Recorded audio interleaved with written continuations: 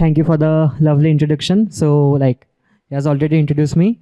So, today I will be talking on modern full stack development using the T3 stack. So, to give you an overview of the T3 stack is a combination of 6 tools and technologies, mainly Next.js, tRPC, TypeScript, Prisma, Tailwind, and an authentication provider like Clerk.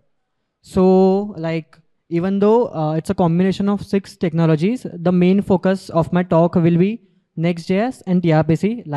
It's not possible to cover all those topics in 15 minutes. So I'm sorry if I have to go a little bit fast. So let's just start with Next.js. Has anyone here worked with Next.js before? Okay, quite a lot of people.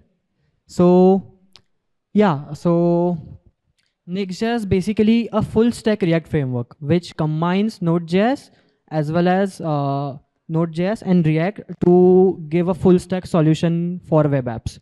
So here is an overview of Next.js. It provides some features like automatic routing, client and server side rendering, efficient data fetching, and built-in support for Node.js as well as image and font optimization. So I will go into details of other things. With Next.js, you get support for automatic routing. So if you have worked with React or Vue, you must have noticed that to set up routing, you need some external libraries like React Router DOM or something. And the configuration is a lot of overhead and unnecessary boilerplate code, which really lengthens the development time. So what Next.js does is it infers your routing and your routes based on a directory structure. So on the top directory, this page.js will serve as an index to your site. And if you create a folder named dashboard and then create a page in this, then it will automatically infer the routes. So you don't need to configure routes like /dashboard will be this component, /home will be this component. Next.js does this automatically for you. And then another feature of Next.js is server-side rendering. So if you click on a view page source of a React app, this is what you will get. It's basically an empty page. So what the problem with this is your search engine cannot know what is the content of your page. So let's say you have an e-commerce platform or you have a blog. Then Google or any other search engine cannot really know the contents, and thus your site becomes very poor with SEO. So Next.js helps, it renders the site on the server and then sends the HTML to your client. So browsers know what exactly your web page contains, the meta tags and everything, which really boosts the SEO performance of any site. You can do that with React as well, but that's a lot of configuration and a lot of overhead. And the next feature of Next.js is it provides efficient inbuilt hooks like use SWR, with which you can cache data, invalidate data. It will refresh data for you. So that makes managing data very easy and efficient. So to summarize, I would say Next.js is basically React on steroids. So if you are some full stack developer, I would like to ask what is one of the most annoying things about building full stack apps? Anyone? Yeah. Configuration, okay. Okay, integration with the backend. So yeah, I think yes, you might have an amazing backend, you might have an amazing front end, but the API integration is always a weaker link between your project. Integrating API is a lot of pain. So here's how usually you build full stack apps. The backend guy writes the API and then they can generate maybe Postman docs. Then in the front end, what you do is use the fetch method or Axios to get data. But the biggest problem with this is you don't know what data will be returned. It's just an object. You don't know whether it will be an array, an object, a nested object or anything. So you just keep checking the docs. You write code, you go to Postman docs and then check if it's sending products, if it's sending items, elements or XYZ, or it's just sending directly an array. So like when you work on smaller teams in a startup, it is usually a group of 3 to 4 people. They don't maintain a very robust documentation. You just check with the backend developer. So the thing is that you need to keep on checking the documentation for every API. And if you have 50 or 100 API, then it's really becomes a pain point. So, and when you log off on Friday and come back 3 days later, you forgot everything. And then you have to debug your code with hundreds of console log statement. It has always happened with me. So here is where tRPC comes into play. tRPC basically stands for TypeScript Remote Procedure Calls. It is actually used to completely eliminate the API layer so that the front end and the back end are fully type safe. So for context, it is so type safe that it actually provides auto completion in the front end. Your front end actually knows what data will be returned by the back end. You don't need to integrate APIs. You don't need to worry about what data will be returned. So how does it does that? So previously I told like Next.js combines the React side of the code with Node.js. So here is what the directory structure of a Next.js project look like. These are the client side pages, and there's a special folder named API. All the files inside this API folder will be treated as a backend code. This runs on a serverless function or a Node.js server. So in this, you have the backend and the front end in the same code repository. So tRPC leverages the fact that you have your front end and back end in the same project, and then basically you can call those APIs as if they were pure JavaScript function, just like you would call a normal JavaScript function, let's say match.add, match.subtract. So effectively, you have completely eliminated the API layer. I will show the demo. Is this visible?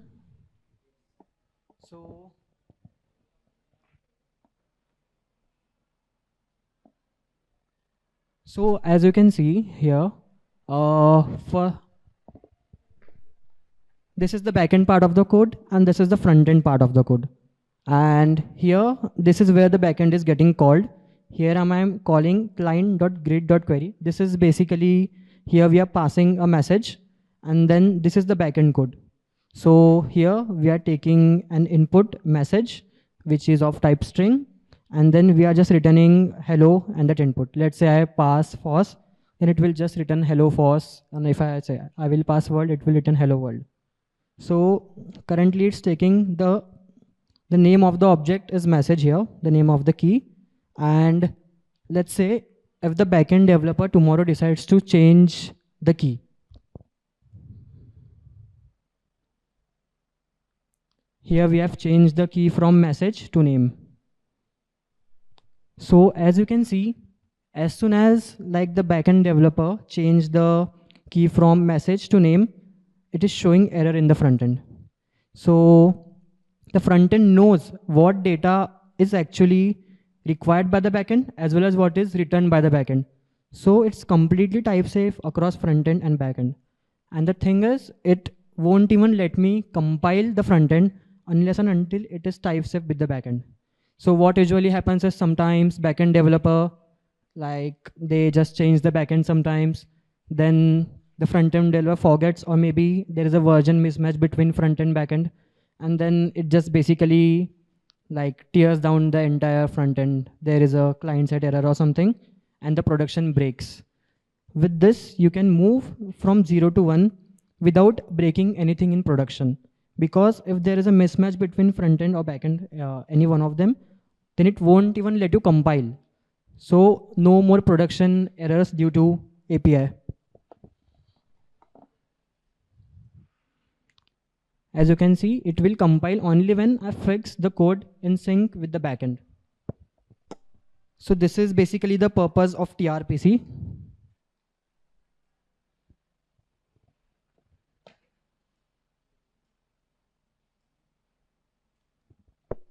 So yeah, this is like how you feel when your front end and back end sync integrates completely perfectly fine. So yeah, tRPC is not just about eliminating API layers. And if you have worked with React and then you must have noticed that you have to use like tens of use state, like set is loading. You need to keep track of, is your data loading, is there error, is there an array of errors, and of what to show. Then tRPC does everything for you. It has automatic support for error and loading state. It also, since the front end and back end are in sync, and let's just say you update some data in the backend, tRPC knows which data has been updated, which data has been changed or deleted.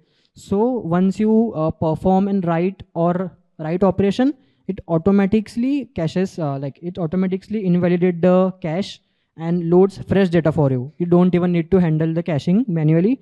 It does that automatically for you. And if you need support for very complex type, then it also support complex schemas using Zod. So you don't need to manually write schemas and sync them with your backend. So yeah, that was basically like Next.js and tRPC on how they work. Like, how much time do I have? How much time do I have?